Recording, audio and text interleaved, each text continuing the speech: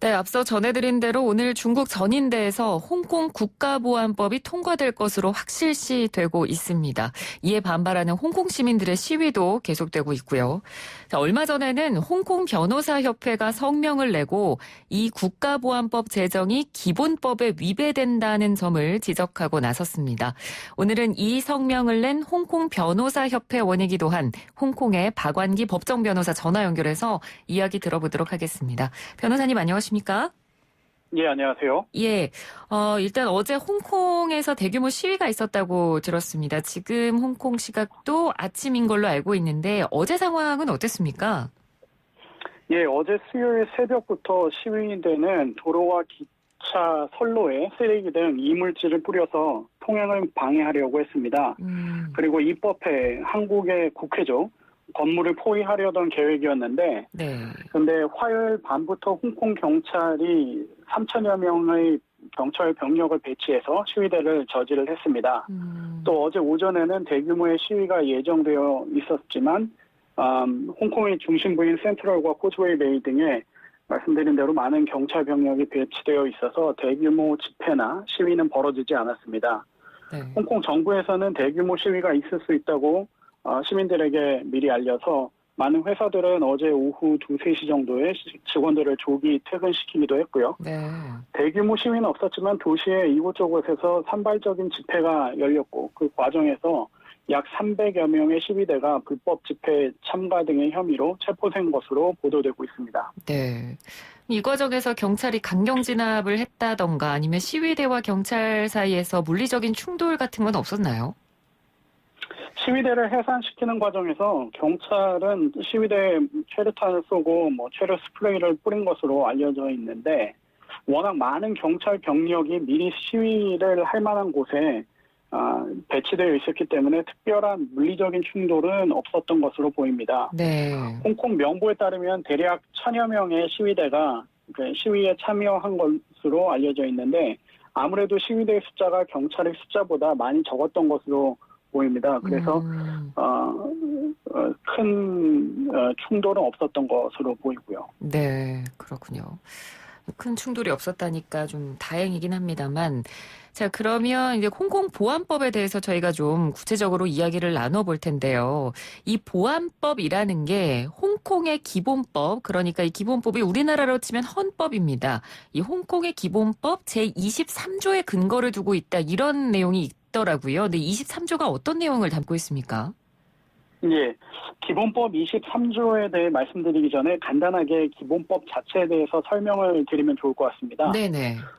홍콩이 1997년 영국에서 중국으로 반환될 때 일국 양제, One Country, Two Systems의 원리로 홍콩은 50년 동안, 그러니까 2047년까지 영국 통치하 때처럼 자본주의 경제제도를 갖고 독립적인 사법부와 입법부, 행정부의 상권 분립이 된 정치 제도를 갖도록 약속을 했습니다. 네. 홍콩의 기본법에 따라 홍콩 정부는 국방과 외교권을 제외한 다른 모든 영역에서 자치권을 보장받고 홍콩 시민들은 여러 종류의 자유도 법적으로 보장을 받고 있습니다. 그래서 기본법을 홍콩의 실질적인 헌법이라고 얘기하는 거고요. 네네. 그러면 이제 기본법 23조가 지금 조명되고 있는데 23조에서 국가 전복과 반란을 선동하거나 국가 안전을 저해하는 위험 인물 등을 처벌할 수 있도록 하고 이와 관련한 법률을 제정하도록 규정하고 있습니다. 아직 이런 법률이 없는 상황이고요. 이번에 이제 그 보안법을 만들려고 하는 거죠. 네네.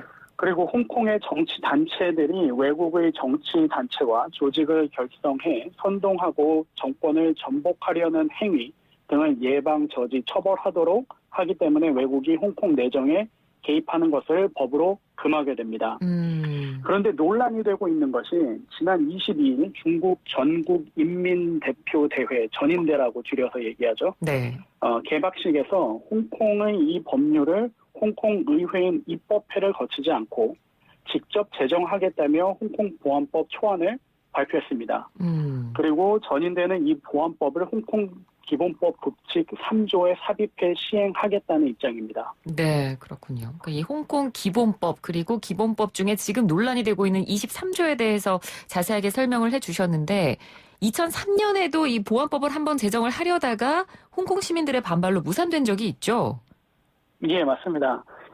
2003년에는 당시 통치와 행정장관의 주도로 기본법 23조에 근거해서 국가보안법 제정을 추진했었습니다. 네. 당시 입법회를 친중파가 장악하고 있던 상황이었기 때문에 보안법 제정을 자신했었지만 2003년 7월 1일 50만 명의 홍콩 시민들이 도심으로 쏟아져 나오면서 보안법 제정을 반대했었고요. 제야단체 연합인 민간인권전선이 7월 9일에 입법회를 포위해 대규모 시위를 하겠다고 정부를 위협하자 7월 7일 통치와 행정장관이 시민들의 의견을 받아들여서 법안을 재검토하겠다는 성명을 냈고 보안법 2차 심의를 연기하겠다고 했습니다. 네. 그리고 같은 해 9월 5일에는 보안법 초안 자체를 철회해서 결국 무산되었습니다. 그렇군요. 자, 그래서 이번에 다시 홍콩 보안법에 관련된 이야기가 나오고 있는 건데 이것과 관련해서 홍콩 변호사협회가 성명을 냈는데요. 이 변호사님께서도 그 협회 소속이신 걸로 알고 있고요. 자, 그럼 이 홍콩 변호사협회가 구체적으로 어떤 단체입니까? 이제 홍콩은 법률 제도가 설명드린 대로 기본법에 의거해서 영국의 통치 때와 같이 영국의 법률을 유지를 하고 있습니다. 네. 그 제도를 유지를 하고 있는데 그래서 영국 판례가 지금도 홍콩에 적용되고 있고요. 변호사의 종류도 영국과 같이 법정 변호사와 사무 변호사 두 종류로 나눠져 있습니다. 네. 저 같은 법정 변호사들은 홍콩의 모든 법원에서 의뢰인을 대리해서 법정 변론을 할 수 있는 특별한 권한을 갖고 있고요. 사무 변호사들은 모든 법원에서는 이제 법정 변론을 할 수 없습니다. 법정 변호사들은 홍콩 법정 변호사회, 영어로는 홍콩 Bar Association이라고 하는데요. 여기에 소속이 되어야 하고 사무 변호사들은 사무 변호사회, 영어로는 Law Society of Hong Kong이라고 하는데 네. 여기에 소속되어야 합니다. 아, 그렇군요. 예, 이번에 국가보안법과 관련해서 성명을 낸 곳은 제가 소속이 되어 있는 홍콩 법정 변호사회입니다. 우리나라의 대한변협과 비슷한 역할을 하는데 법정 변호사들의 활동을 모니터하고 정의 구현을 할 수 있도록 여러 가지 방법을 강구하고 노력하고 또 외국 변호사 협회들과 교류하는 일들을 합니다. 네. 이 외에도 홍콩에서 중요한 판결이 나오거나 아니면 입법과 관련된 큰 이슈가 있을 때 성명을 발표하기도 합니다. 아, 그렇군요. 그러니까 한국에서는 사실 그냥 홍콩 변호사협회라고만 이제 보도가 됐었는데 정확한 명칭은 홍콩 법정 변호사회인 거고요. 이제 변호사회가 두 개니까 그 부분이 좀 더 정확해져야 될 것 같고 지금까지도 이제 홍콩에서 좀 중요한 일들이 발생하면 이제 홍콩 법정 변호사회 이름으로 성명을 몇 번 낸 적이 있다 이렇게 말씀을 해주셨는데 자, 그러면 이번 성명에 대해서 좀 질문을 더 드리고 싶은데요. 그러니까 한마디로 이번 성명의 내용을 요약을 하자면 중국 전인대가 직접 홍콩 보안법을 제정을 한다면 여러 가지로 법적 문제점이 생긴다. 이걸로 알고 있거든요. 그러니까 구체적으로 어떤 부분에서 법적 문제가 발생하는 건가요? 예, 홍콩 변호사회에서 낸 성명에서 국가보안법에 크게 4가지 문제점이 있다라고 지적을 하고 있는데요. 네. 전인대는 보안법을 기본법 부칙 3조에 삽입하겠다고 밝히고 있습니다. 네. 이걸 기억을 해주실 필요가 있는데 예. 첫 번째로 문제 제기를 하는 것이 기본법 18조에 따르면 부칙 3조에 삽입될 수 있는 것은 외교, 국방 등 홍콩 자치 영역 밖에 있는 것이라고 규정을 하고 있는데 네. 보안법이 그 자치 영역 밖에 있는 것인지 법리상 문제가 있지 않냐라는 입장이고요. 네네. 그리고 또 기본법 23조는 홍콩이 스스로 영어로는 on its own이라고 명시되어 있는데 국가보안법을 제정하도록 규정하고 있고 그리고 기본법 66조는 홍콩 입법회가 다른 데가 아니고 홍콩 입법회가 모든 입법 활동을 하도록 규정하고 있기 때문에 전인대가 홍콩 국가보안법을 제정할 법적 근거도 없고 권한도 없다는 입장입니다. 네.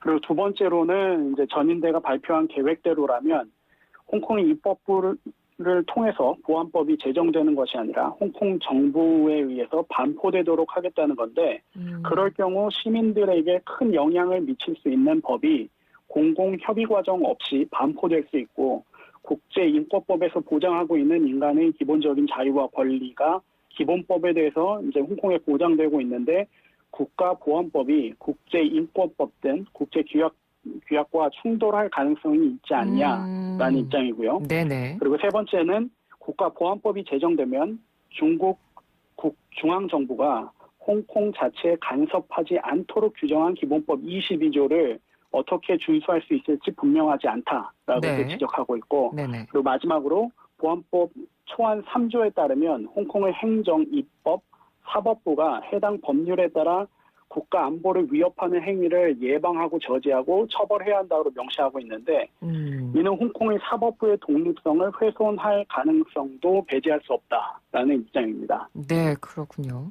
그러니까 한마디로 지금은 홍콩 보안법에 반발해서 홍콩 시민들이 시위를 벌이고 있습니다만 다들 기억하실 테지만 지난해에는 이 송환법 관련해서 이걸 반대하는 시위가 굉장히 크게 발생을 했었는데 지난해를 돌이켜보면 지난해 그 송환법 반대 시위 당시에 시위대가 했던 모든 행동들이 이제 홍콩 보안법이 제정이 되면 여기에 다 걸리는 거거든요. 그래서 홍콩 시민들이 반발하는 부분은 그러니까 그런 내용도 내용이지만 이 보안법을 시민들의 어떤 의견을 거치지 않고 중국 정부가 직접 제정하는 점, 이 부분도 굉장히 크게 문제로 보고 있는 거죠.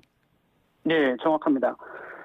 작년 홍학법 반대 시위 때 일부 시위대가 홍콩의 독립을 주장하고 나섰었고 네. 기억하시겠지만 시위 과정에서 미국과 영국 등의 정치단체의 도움을 요청하지 않았습니까? 네네. 또 미국과 영국에서 송학법 제정에 대한 우려의 성명을 내기도 했었는데요.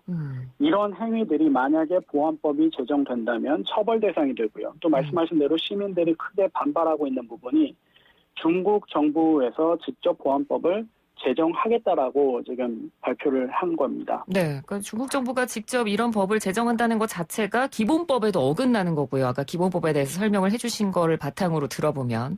자, 그러면 이에 대해서 홍콩 정부가 공식적으로 입장을 밝힌 건 어떤 내용인가요? 예, 지금 현 행정장관인 캐리 램 장관이 26일에 성명을 발표했는데요. 보안법은 아직 소수의 범법자들만 목표로 삼을 것이고 그리고 법을 따르고 평화를 사랑하는 대부분의 시민들은 보안법에 의해 보호될 것이다 라고 얘기했습니다. 네. 그리고 홍콩 행정부는 북경의 계획대로 보안법이 제정될 수 있도록 협력을 다할 것이다 라고 얘기했고요. 또 보안법이 제정되면 홍콩의 금융시장이 고사하지 않겠냐라고 하는 우려에 대해서는 헬렌 장관이 아무런 근거가 없는 주장이고 홍콩의 자유와 활기는 보존될 것이다 라고 얘기를 했습니다. 또 법치주의, 사법부의 독립, 시민들이 누리는 다양한 자유와 권리 같은 핵심 가치는 유지될 것이라고 강조했습니다. 네. 그러니까 뭐 소수의 이런 범법자들을 대상으로 하는 법일 뿐, 뭐 홍콩 시민 전체에게는 해당되지 않는다. 이게 지금 홍콩 정부의 입장인 것 같은데, 자, 그러면 앞서 저희가 브리핑 코너에서도 좀 전해드렸습니다만, 홍콩 보안법과 관련해서 이 법안이 통과되면 이제 미국 트럼프 대통령도 강력한 조치를 취하겠다. 이번 주 안에 상황을 보고 뭔가 보여줄 거다. 이렇게 말을 했거든요. 그러니까 그 대책 중에 하나가 홍콩에 대한 특별지위 박탈이 될 것이다라는 분석이 지금 굉장히 많이 나오고 있는데 뭐 실행 가능성 여부는 아직 모르겠습니다만 만약에 이 특별지위가 정말 박탈이 되면 홍콩에 구체적으로 어떤 변화들이 생기게 되는 건가요? 예, 오늘 새벽, 그러니까 미국 현지 시간으로는 27일 오전 11시경에 마이크 폼페이오 미국 국무부 장관의 발언이 대대적으로 지금 되고 있는데요. 네네. 홍콩이 중국으로부터 고도의 자치권을 누리지 못하고 있다라고 의회에 보고했다라는 내용입니다. 중국이 보안법 제정을 강행할 경우 미국이 중국 본토와는 달리 홍콩에 부여하고 있는 경제, 무역, 비자 발급 등의 특별 지위를 박탈하겠다는 것인데 네. 먼저 어느 수준의 경제적 특권을 박탈하겠다고 하는 건지는 지금까지는 분명하지 않고 그렇죠. 정말로 박탈할 수 있을지 조금 더 지켜봐야 할 것 같습니다. 예, 이제 특별 지위라고 하면은 지금까지 홍콩 주민들에게 비자 면제의 혜택이 있었고, 네. 그리고 관세에도 특별 대우를 받고 있었는데요. 지난해 미중 무역 전쟁이 한참일 때도 홍콩은 사실 중국에 비해서 그렇게 큰 영향을 받지는 않았었습니다. 이러한 특별 대우 때문에 홍콩이 아시아의 가장 중요한 금융 허브의 역할을 할 수 있었고 지금도 네. 그 위치를 유지하고 있는 거고요. 네네. 그런데 미국 입장에서도 절대 쉽지 않은 결정일 것 같습니다. 왜냐하면 미국이 홍콩의 특별 지위를 박탈을 하게 되면 중국은 물론 미국에게도 큰 타격이 될 수 있거든요. 네. 홍콩은 이제 중국이 세계로 진출하는 창구일 뿐만이 아니라 미국의 자본이 중국으로 들어가는 교두보이기도 하고 그렇죠. 미국 외 전 세계의 자본이 중국으로 들어가는 관문이기 때문에 우리나라를 포함한 미국의 동맹국들에게도 큰 경제적인 타격이 될 수 있습니다. 네. 그래서 과연 트럼프 대통령이 어떤 선택을 할지는 지켜봐야 할 것 같고요. 그런데 올해 말 대선을 앞두고 있고 코로나 바이러스 대처를 잘 못했다는 여론으로 지금 조 바이든 후보에게 지지율에서 밀리고 있기 때문에 국내 정치에서 불리한 상황에서 외교 문제로 트럼프 대통령이 덮으려고 할 수도 있고요. 네. 또 홍콩 보안법 자체 이슈이기보다는 미중 패권 전쟁과 미국 국내 정치, 중국 내 국내 정치 등 더 크고 복잡한 틀에서 이 보안법을 살펴볼 필요가 있어 보입니다. 네, 그렇군요. 알겠습니다. 오늘 말씀 잘 들었습니다. 고맙습니다. 네, 감사합니다. 네, 지금까지 박완기 홍콩 법정 변호사 전화 연결해서 이야기 들어봤습니다. 1부는 여기서 마치고요. 잠시 뒤 2부로 돌아오겠습니다.